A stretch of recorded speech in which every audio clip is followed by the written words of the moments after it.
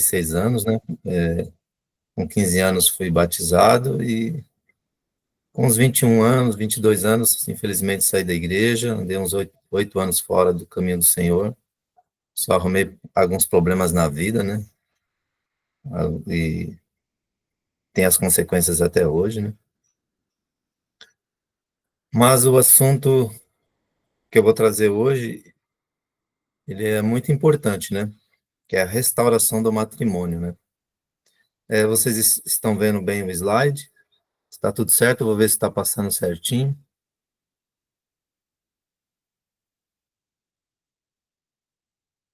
Está passando o slide aí, normal? Alguém pode me dar um...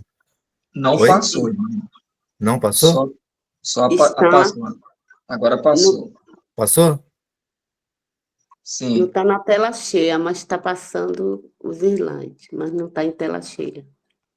Uhum. Tela cheia, acho que eu não vou conseguir colocar, irmão. Eu sou meio Mas está bom, leigo assim, no está assunto. visível.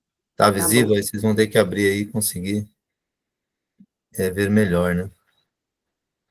Bom, antes de iniciarmos, vamos fazer uma breve oração. Vou me ajoelhar aqui. Aqueles que tiverem oportunidade também, podem ficar de joelho. Senhor nosso Deus, pedimos o Espírito Santo em nossas vidas, pedimos que o Espírito Santo venha estar entre nós e venha nos fazer compreender as suas verdades. Por favor, Pai, em nome de Jesus, amém, Senhor.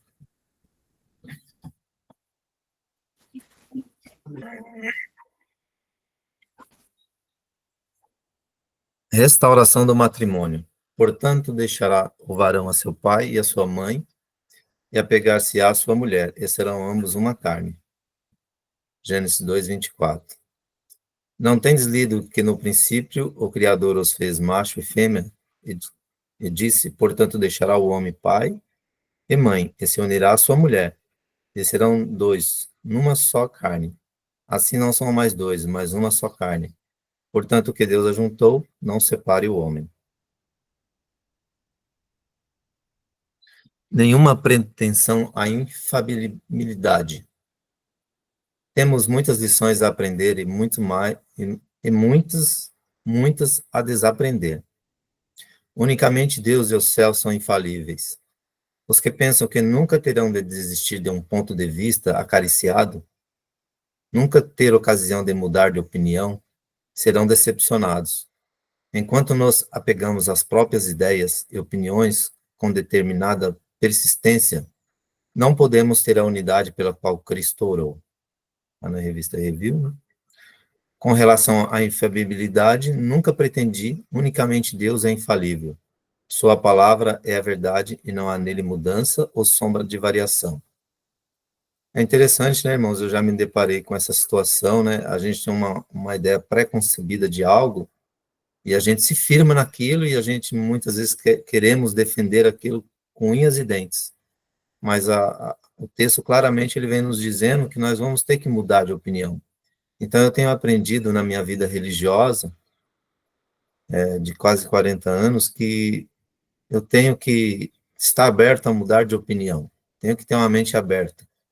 Entendeu? E através dessas mudanças, Deus ele consegue nos levar a uma unidade, porque não é o meu ponto de vista. Só Deus é infalível. Nós, seres humanos, não. Nós, seres humanos, às vezes temos pensamentos sobre alguns assuntos equivocados, né? Por isso que é necessidade estudar, e a vida de estudo é a vida inteira, né? A escola de Deus é uma escola que a gente nunca se forma, né? É a vida inteira, então a gente temos que reaprender as coisas, né? Jesus apontou a seus ouvintes a antiga instituição do casamento, segundo foi ordenada na criação. Então tiveram origem o casamento e o sábado, instituições gêmeas para a glória de Deus, no benefício da humanidade. Então, ao unir o Criador às mãos do Santo Par em matrimônio, anunciou a lei do matrimônio para todos os filhos de Adão, até o tempo do fim. Aquilo que o próprio Pai eterno declarou bom, era a lei da mais elevada bênção e desenvolvimento para o homem. Como todas as outras boas dádivas de Deus concedidas para a conservação da humanidade, o casamento foi pervertido pelo pecado. mas é o desígnio do Evangelho restituir-lhe a pureza e a beleza.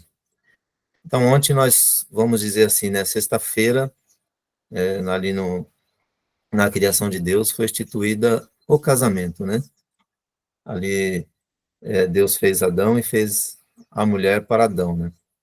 E hoje, né, o sábado, é o dia de guarda, então são instituições gêmeas, né, que estão ali juntas, né? O texto vem nos dizendo.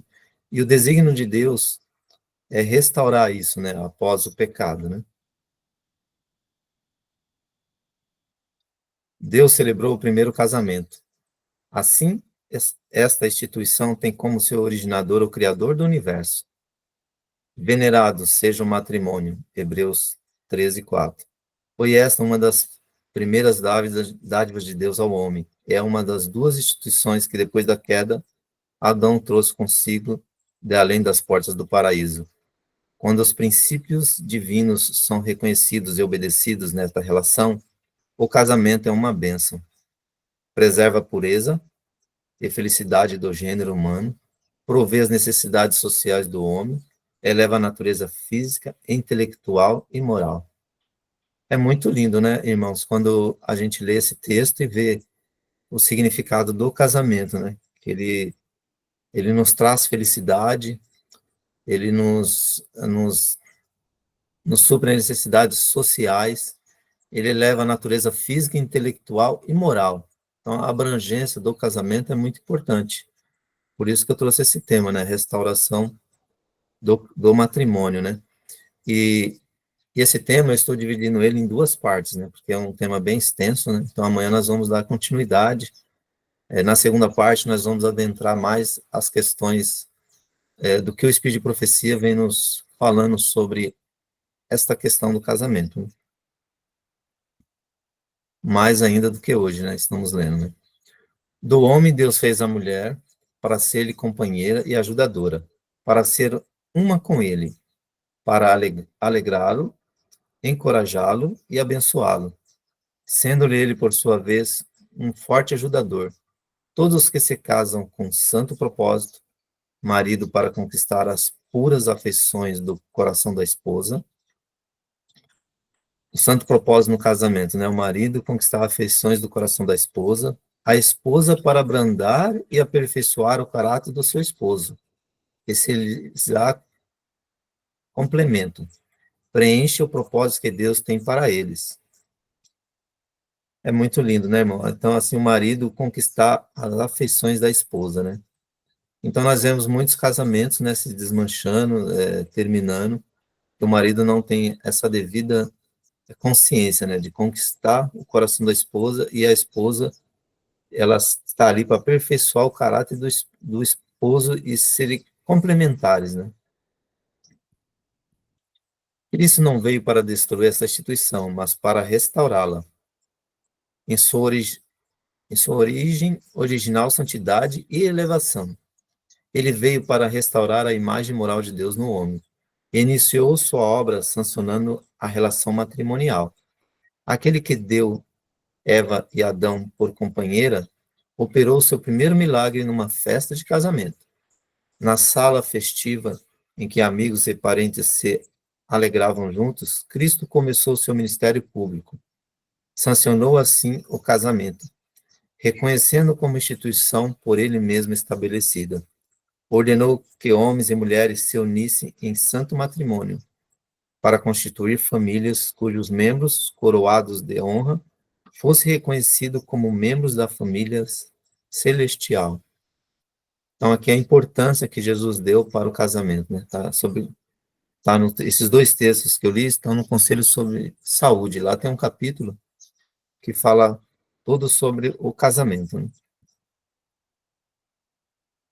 Então, nós vimos as bênçãos do casamento, né? Tanto para o homem como para a mulher, né? O primeiro atentado contra a instituição do matrimônio. A Bíblia não deixa de mencionar o primeiro atentado contra a instituição edênica e divina. Da descendência de Caim nasceu Lameque. Tomou Lameque para si duas mulheres. O nome de uma era Ada e o nome da outra era Zila. A poligamia fora logo introduzida, contrária às disposições divinas dadas ao princípio. E o Senhor dera a Adão uma só esposa, mostrando sua ordem a tal respeito. Patriarcas e Profetas, página 92. E disse Sarai a Abrão, eis que o Senhor me tem impedido de dar à luz. Toma, pois, a minha serva, porventura terei filhos dela. E ouviu Abrão a voz de Sarai. Assim tomou Sarai, mulher de Abrão, Agar, egípcia, sua serva, e deu-a por mulher a Abrão, seu marido, ao fim de 10 anos.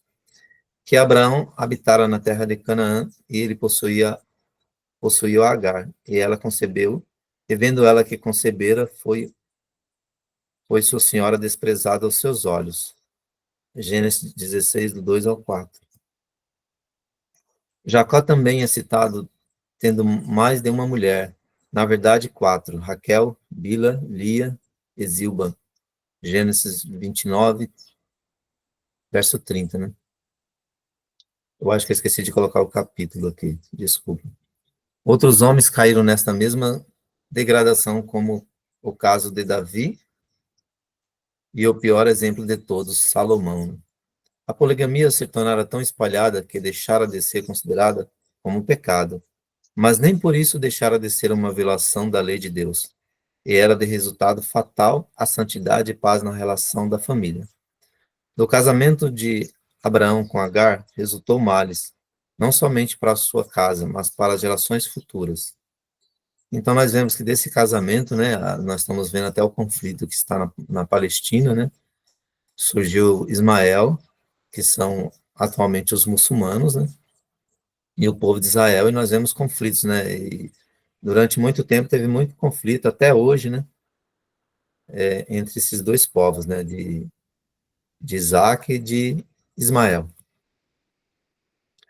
Deus não sancionou a poligamia, num único exemplo sequer. Ele é contrário à sua vontade. Ele sabia que a felicidade do homem seria destruída por ela. A paz de Abraão foi grandemente turbada por seu infeliz casamento com Agar. Então a poligamia é algo terrível e Deus nunca sancionou. Deus sempre foi contra isso, né?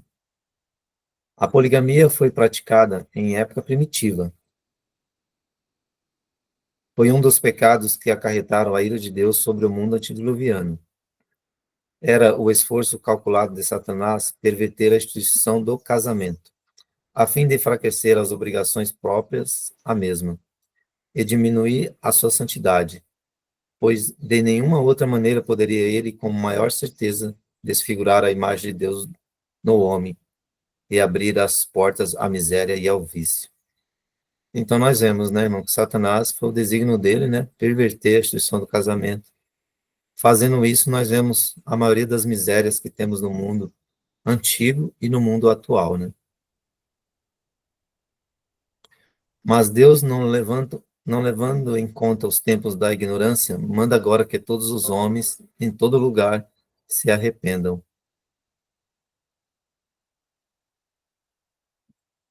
É interessante, né? Verdades especiais foram adaptadas às condições das gerações à medida que existiram.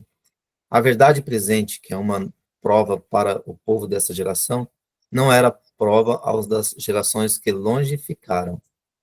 Então, Atos 17:30 nos diz claramente que Deus ele não leva em consideração o tempo da ignorância, o tempo que nós não sabemos de algo, né? Quando eu me batizei na igreja, com 15 anos de idade, eu não tive um estudo profundo sobre a questão do matrimônio, né? Infelizmente, com 21, 22 anos eu saí da igreja, fiquei 8 anos fora, tive um casamento, tive um divórcio, aí casei com a Aline e também iríamos se separar, né? E naquela época eu clamei a Deus para que Deus não deixasse destruir o segundo casamento, né? Foi a época onde eu decidi voltar para os caminhos do Senhor, né? Onde eu orei, clamei a Deus e conversei com a Aline e falei, Aline, eu preciso voltar para a igreja, para os caminhos do Senhor, para Deus restaurar, né, minha família.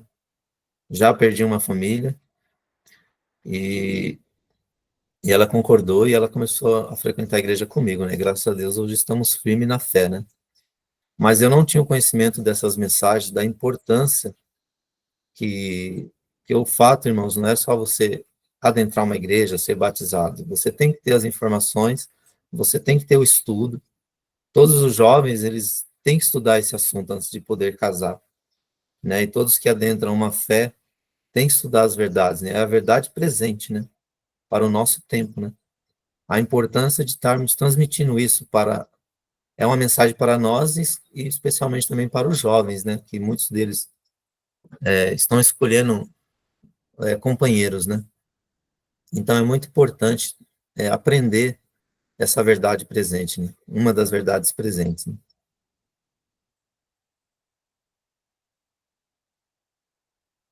Bom, irmãos, em Israel, eu coloquei aqui a lei civil que era de Israel, né?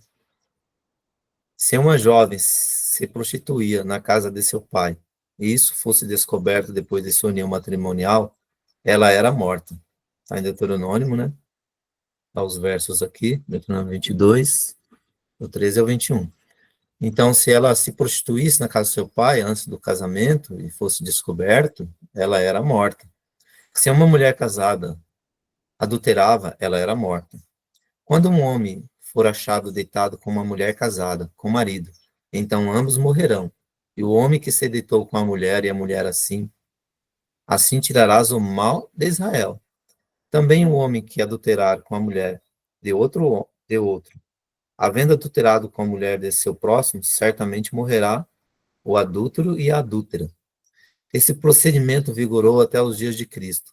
E os escribas e fariseus trouxeram-lhe uma mulher apanhada em adultério.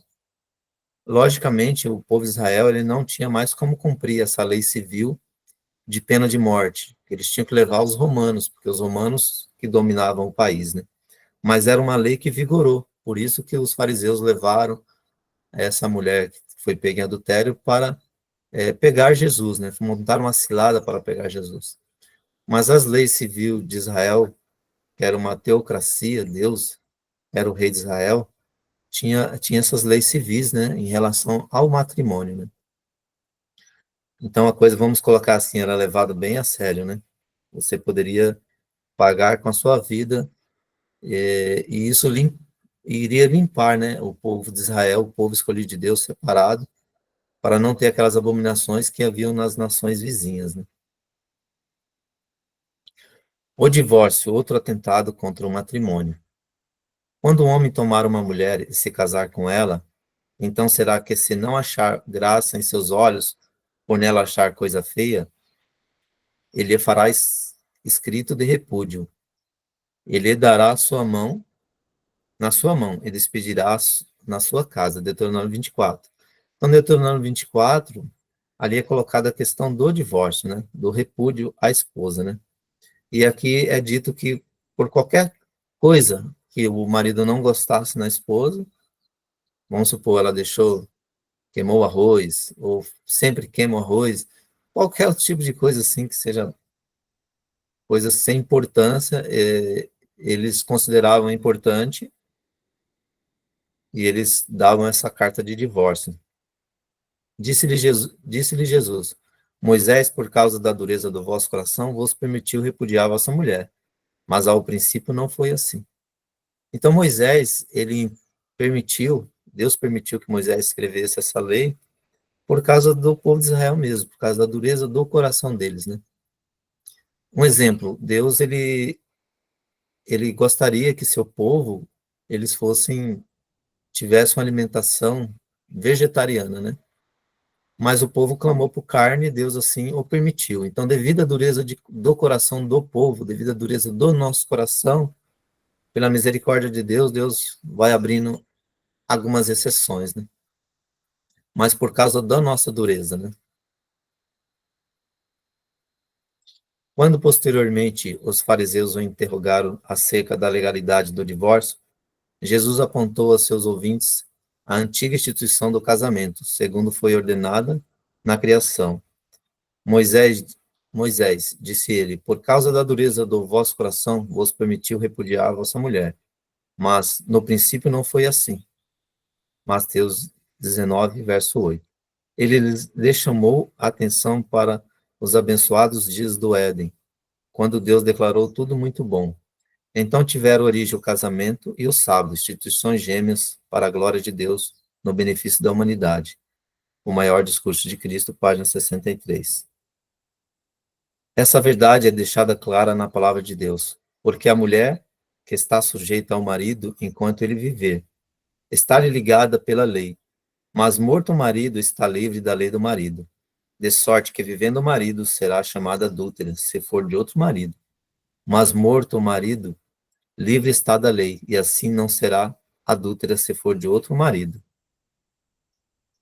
A Bíblia é muito clara e enfática sobre isso. Veja, a mulher casada está ligada pela lei todo o tempo em que o seu marido vive. Mas, se falecer o marido, fica livre para casar com quem quiser, contando que seja no Senhor. Então, Paulo, aqui no Novo Testamento, ele vem colocando claramente que tanto o homem como a mulher, quando se casam, eles estão livres quando há o falecimento, né? De uma parte ou da outra, estão livres para constituir novas núpcias, novo casamento, se assim o quiserem, e que seja no Senhor, né? Todavia, aos casados, mando, não eu, mas o Senhor, que a mulher não se aparte do marido. Se, porém, se apartar, que fique sem casar, ou que se reconcilie com o marido, e que o marido não deixe a mulher. Então, você casou com a pessoa, né? É importante o trabalho de restauração, né? Às vezes, entre o casal, às vezes acontece adultério, né? E sempre a liderança da igreja, ela tem que lutar para a reconciliação, para o perdão, né? Tem que ser essa luta, né? Então, nós vemos aqui que o marido, tanto o marido como a esposa, não pode um deixar o outro, né? Muitas vezes no mundo moderno, até dentro das igrejas, especialmente também na igreja adventista, tem muitas separações, né? Muitas separações. Casaram, aquela que eles falam incompatibilidade de pensamentos, e aí um monte de divórcios, né?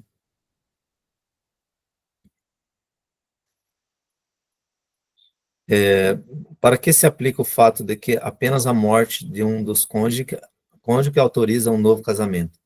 A Bíblia enfatiza que essa lei deve ser aplicada para os que conhecem e sabem desse fato. Segundo a palavra de Deus, portanto, não podemos exigir o mesmo daqueles que não tiveram o conhecimento da verdade e que se envolveram em problemas conjugais, antes de virem para a luz e conhecer a verdade. Por isso a igreja aceita os casais nessas condições. Logicamente, pessoas, irmãos, que tiveram esses problemas, eles não conheciam isso que estamos aprendendo, que estamos conhecendo, eles estavam na ignorância. Mas assim que vem a luz, né, por isso que eles são aceitos na igreja, tem que serem aceitos, porque eles estavam sem luz sobre o assunto, né? Que nem eu com 15 anos sendo batizado na igreja, um menino de 15 anos, e do tempo que eu permaneci até os 20, 22 anos, eu não tive um estudo sobre isso, né? Não estou justificando o meu pecado, mas estou querendo que os irmãos entendam. A palavra de Deus, ela é clara, né? Conhecereis a verdade vos libertará, né? E Jesus falou, errais por não conhecer as Escrituras. Então, muitas vezes nós não somos educados e ensinados, né? A liderança falha em não nos ensinar as verdades profundas da palavra de Deus, né? E antes de tomarmos a decisão do batismo, deveríamos ser orientados em todos os aspectos, né, da vida do cristão. E imagine essa vida do casamento, que é uma das mais importantes na vida dos seres humanos, né? Essa espécie de casar-se e dar-se em casamento é uma das especiais ciladas de Satanás, e ele quase sempre tem êxito em seus planos. Mensagem aos jovens, 458. Então, jovem, se atente a isso, né? Tem que se atentar muito a isso, não deixar ser levado pelas emoções, deixar Deus escolher o seu companheiro, assim como Deus escolheu Rebeca para Isaac. Nós vemos lá na história, umas histórias mais lindas, né, sobre o matrimônio. Os jovens gostam muito, nós gostamos muito dessa história. Então ali foi Deus que escolheu, né? E às vezes nós queremos escolher, mas mesmo assim, se você escolheu, quis escolher e tomou uma decisão errada, Deus é tão misericordioso que ele restaura, né? Que ele vem nos restaurar, né? A pessoa que entrou para a relação matrimonial quando ainda não convertida, coloque-se pela conversão sobre um dever maior de ser fiel à pessoa consorte, por mais que difere com respeito à fé religiosa. Então você foi convertido e você já está casado, e aí aquele matrimônio seu vai ter mais, vai ser mais, você vai preservá-lo mais ainda, né? Esse é o desígnio de Deus, é o querer de Deus, né? Você não conhecia a mensagem, você tomou decisões precipitadas por não conhecer a verdade, e agora Deus, ele, pela misericórdia, né, através da conversão, ele diz que você tem que continuar e ser mais fiel ainda à pessoa. Esse é o desígnio de Deus para nós, né? Bom, chegamos agora a uma questão bem polêmica, né, que é a cláusula de exceção no texto de Mateus 19:9, né? Muitos pastores, professores de teologias, estudantes da Bíblia, eles pegam esse texto aqui e dão uma ênfase a um novo casamento, né? Então vamos estudar um pouquinho sobre esse tema que é o mais controverso, né, quando se fala em relação ao matrimônio na Bíblia, né? Já estudamos vários pontos que envolvem a questão do casamento no Antigo quanto no Novo Testamento. Precisamos agora fazer uma análise do texto mais controvertido sobre esta questão, Mateus 19:9. Vamos citar o texto desde o versículo 3. Então chegaram ao pé dele os fariseus, tentando e dizendo-lhe: é lícito ao homem repudiar sua mulher por qualquer motivo? Ele, porém, respondendo, disse: não tendes lido que aquele que os fez no princípio, macho e fêmea os fez? Então, quando Jesus foi questionado, irmãos, eles levam o pensamento deles lá no princípio, lá no casamento de Adão e Eva, né? Ele disse, portanto, deixará o homem pai e mãe e se unirá à sua mulher. Eles serão dois, uma só carne. Assim não serão mais dois, mas uma só carne. Portanto, o que Deus juntou, não separe o homem. Disseram-lhe eles, então por que mandou Moisés dar-lhe carta de divórcio e repudiá-la? Disse-lhe ele, Moisés, por causa da dureza dos vossos corações, vos permitiu repudiar vossas mulheres. Mas ao princípio não foi assim. Eu vos digo, porém, é interessante que Jesus ele traz uma nova luz sobre o assunto do casamento, do matrimônio. Então Jesus ali ele foi reformando a, as doutrinas, os assuntos, ele foi trazendo a luz verdadeira sobre todos os assuntos, né? Não sendo, eu vos digo, porém, que qualquer que repudiar, verso 9, repudiar a sua mulher, não sendo por causa de fornicação, e casar com outra, comete adultério. E o que casar com a repudiada também comete adultério. Eu deixei aqui, né, coloquei a cor diferente aqui, fornicação e adultério. Então, Jesus, ele usa duas palavras, né? Mateus, aqui é o livro de Mateus, Mateus que escreveu esse texto, ele escreveu o que Jesus disse, né? E ele se atentou a esse detalhe, e ele coloca aqui, não sendo por causa de fornicação, e casar com outra comete adultério. Então, nós vamos entender o que é fornicação e o que é adultério, né? Eu creio que a maioria de vocês já sabe o que é isso, né? Mas nós temos que compreender o texto que Jesus está querendo nos passar hoje, né? E quis passar naquela época também. Continuando Mateus, né? Disseram aos seus discípulos, se assim é a condição do homem relativamente à mulher, não convém casar. Então, os discípulos vendo Jesus falando sobre o matrimônio, eles chegaram à conclusão, então não convém casar, porque só pode se divorciar por esses motivos, né? Ele, porém, lhes disse, nem todos podem receber esta palavra, mas só aquele a quem foi concedido. Porque há eunucos que assim nasceram do ventre da mãe, e há eunucos que foram castrados pelos homens, e há eunucos que se castraram a si mesmos por causa do reino dos céus. Quem pode receber isto, recebe-o. Então nós vemos 3 tipos de eunucos, né? E aqui o terceiro eunuco é aquele que se castra, né? Não é que vai lá e se corta, né? Mas aquele que se preserva, não quer mais casar, né? Ou não quer casar, né? Ou já foi casado, teve problema e não quer casar mais, né? Então foi uma mensagem bem dura para os discípulos e uma mensagem bem dura para nós também, né? Alguns entendem que este texto coloca uma regra de exceção a tudo o que temos visto e estudado até aqui.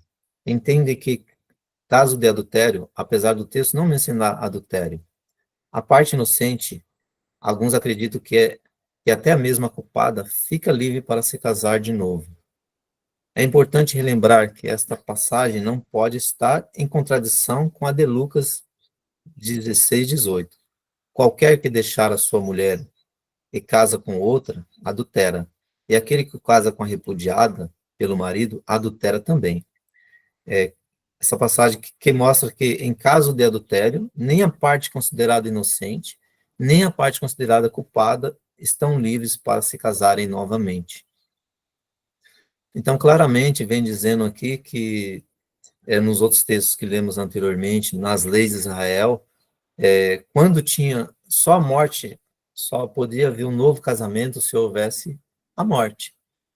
E se houvesse o adultério, nas leis de Israel, as pessoas que estavam em adultério, se o marido assim ou a esposa denunciasse eles eram apedrejados, a pessoa era morta, então a pessoa podia casar de novo, porque a pessoa que foi casada com ele estava morta agora, porque foi pego em adultério, né? Então vamos ver aqui a continuação. Paulo está de pleno acordo com o que disse Jesus, ao afirmar categoricamente: porque a mulher que está sujeita ao marido enquanto ele viver, está-lhe ligada pela lei. Mas morto o marido, está livre da lei do marido. De sorte que, vivendo o marido, será chamada adúltera se for de outro marido. Mas morto o marido, livre está da lei. E assim não será adúltera se for de outro marido. É o caso também do marido, né? Se a esposa falecer, ele está livre para casar de novo, né? Então, aqui, em relação ao novo casamento, o texto é bem claro, né? Só com a morte de um dos cônjuges que você pode ter um novo casamento, né? Nós vamos adentrar depois da questão do adultério, do divórcio, mas em nenhum instante os textos eles vêm dizendo, adulterou, Paulo claramente vem dizendo aqui, adulterou, você está livre. Não, ele vem falando que a morte. E aproximando-se dele os fariseus perguntaram-lhe, tentando, é lícito ao homem repudiar a mulher? Mas ele respondendo disse-lhes, que vos mandou Moisés? E eles disseram, Moisés permitiu escrever carta de divórcio e repudiar. E Jesus respondendo disse-lhes, pela dureza dos vossos corações vos deixou ele escrito esse mandamento. Porém, desde o princípio da criação, Deus os fez macho e fêmea. Por isso deixará o homem a seu pai e a sua mãe, e unir-se-á a sua mulher, e serão os dois uma só carne. E assim já não serão dois, mas uma só carne. E portanto o que Deus juntou, não separe o homem. Uma só carne, né? Então a importância quando você olhar para sua esposa, você tem que olhar, é como você está olhando para você mesmo. E você tem que cuidar dela como você está cuidando do seu corpo. Como você alimenta o seu corpo, como você quer se sentir bem. A mulher é a mesma coisa, né? Para com o esposo. Então, em casa, tornaram os discípulos a interrogá-lo acerca disso mesmo, para receberem a devida e correta explicação e o significado do que realmente Jesus quis ensinar sobre a questão do casamento. E qual foi a explicação que Jesus deu aos discípulos de forma mais clara, em particular com os discípulos? Vejam, ele lhes disse, qualquer que deixar a sua mulher e casar com outra, adultera contra ela. E se a mulher deixar o marido e casar com outro, adultera. Então, os discípulos, assim, né, foi um assunto tão intrigante para eles, né, porque até então, na mente deles, no Velho Testamento, no pensamento dos fariseus, eles tinham aquela falsa educação sobre o matrimônio. E quando Jesus trouxe luz sobre o assunto, e ele voltou lá para o Jardim do Éden, ele deixou claro que só poderia haver, né, que qualquer um que deixa, se você deixou sua mulher te deixou e casar com outro, está um relacionamento em adultério perante o reino de Deus, né? E a palavra de Deus claramente fala que lá não entrarão os fornicadores nem os adúlteros, né? Então é coisa para nós analisarmos a importância desse tema, né? Fornicação e a cláusula de exceção. Por que Mateus usa a palavra grega porneia, imoralidade sexual, em vez da palavra moikeia, que significa adultério? Imoralidade sexual no casamento seria naturalmente adultério. Mas a palavra que Mateus usa para expressar o significado de Jesus é uma geralmente significada fornicação ou imoralidade sexual, sem referência à infidelidade conjugal. Quase todos os comentaristas parecem fazer a suposição novamente de que porneia se refere ao adultério, neste contexto. A pergunta me incomodava por que Mateus não usaria a palavra para adultério, moikeia, se é isso que ele queria dizer. A palavra para divórcio, moikeia, é a mesma palavra em Mateus 5, 32 e 19, verso 9. Mas o mais importante de tudo, Mateus diz que José foi justo ao tomar a decisão de se divorciar de Maria, presumivelmente por conta de sua assumida porneia, fornicação. Em outras palavras, esse divórcio foi permitido de acordo com Mateus. Somente Mateus contou essa história da crise de José, que enfrentou ao decidir se deveria ou não se casar com a noiva. Embora ela, até onde ele sabia a princípio, tivesse cometido fornicação, porneia, ao lidar com essa crise, ele chamou José de justo no plano de divorciar-se dela. Isso significa que Mateus, como seguidor de Jesus, não consideraria esse tipo de divórcio errado. Não teria impedido José de se casar com outra pessoa. Então, a única cláusula de exceção que Jesus colocou foi a fornicação. Através da fornicação, poderia ter um novo casamento. Adultério. Atos sexuais ilícitos cometidos por pessoas casadas, pós-marital. Fornicação, atos sexuais ilícitos cometidos por pessoas solteiras, pré-marital. O adultério só se aplica a pessoas casadas. A fornicação só se aplica a pessoas solteiras ou não casadas. Eu lembro, assim, quando eu dava estudos bíblicos, né, com meu irmão, lá em São Paulo, quando a gente encontrava situações assim, a gente conversava com as pessoas, né, que elas não eram casadas, que elas estavam vivendo em fornicação, né? E que elas deveriam se casar, né, para sair dessa situação, né, para Deus abençoar o relacionamento. Né?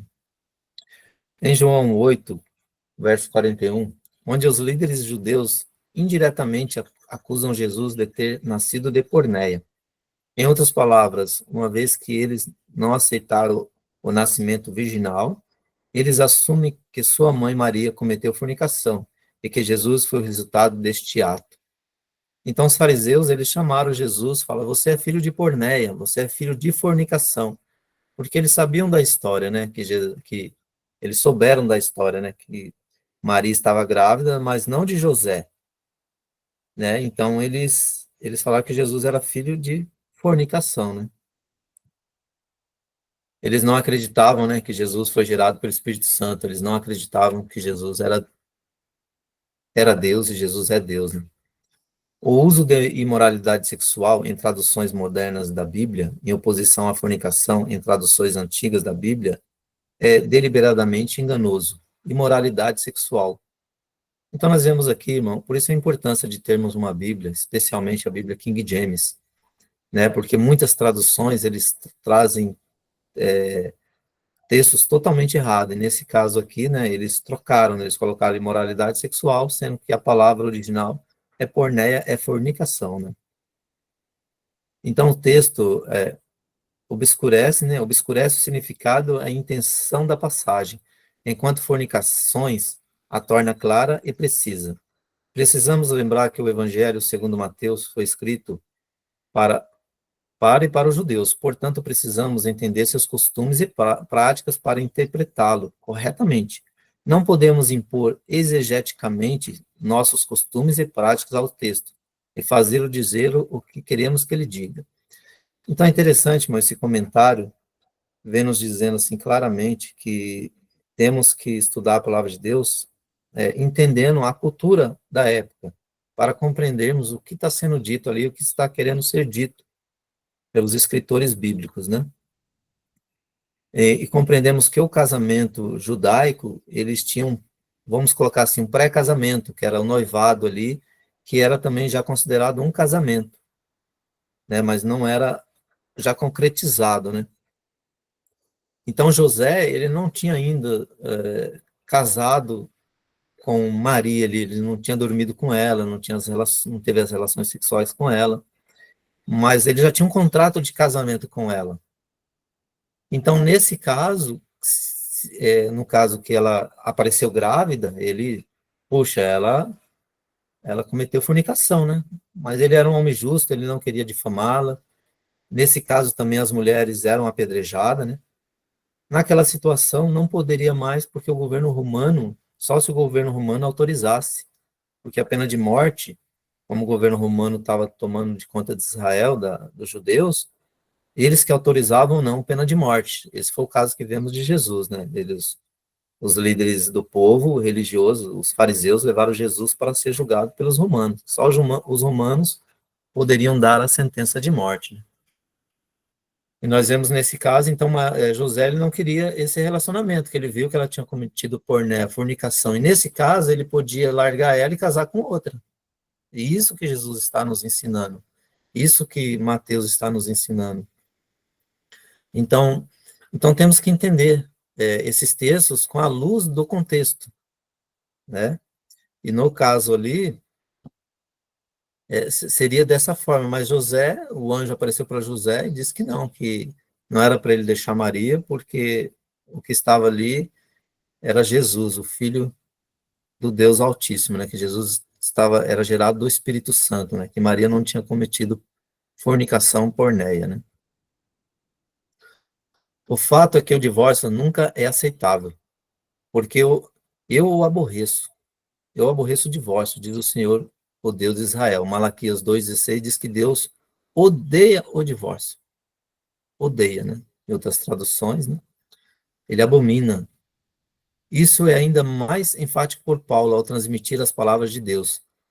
Aos casados dou instruções, não eu, mas o Senhor. Então Paulo falou assim, não eu, mas Jesus.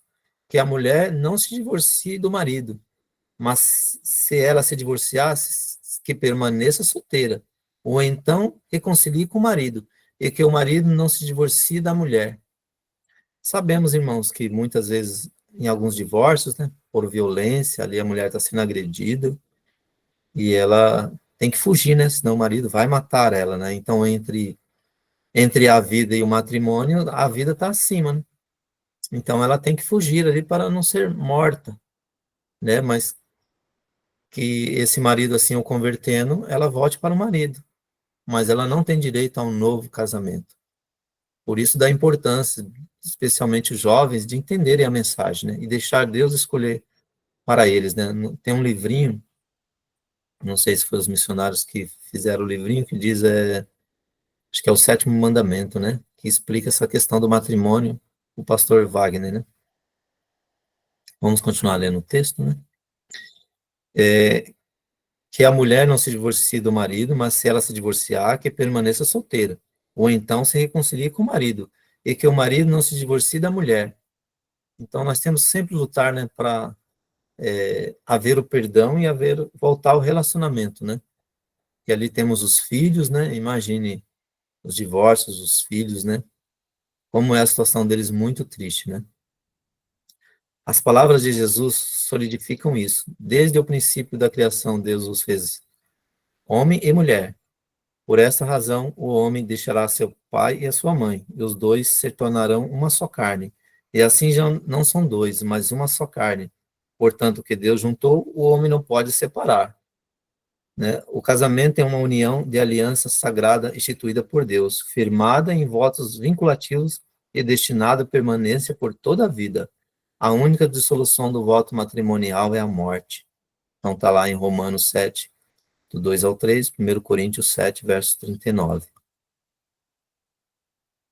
Bom, irmãos, eu vou fazer a oração final. Aí, para a parte da manhã, não percam, né? Convide as pessoas para participarem também, né?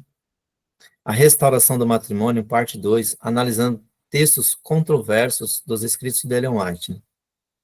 Então, nós vamos ver textos assim que parece que dá ênfase ao novo casamento, mas vamos compreender esses textos, né, através do estudo de amanhã. Né? Então, amanhã vai ter outros textos, a questão do manual da igreja, a opinião da igreja sobre a questão do matrimônio, vamos estudar também. Então, vai ter bastante, vai abranger bem mais o texto, né? A questão do matrimônio, né? Vamos fazer a oração final, né? Vou me ajoelhar aqui, que eles puderem se ajoelhar.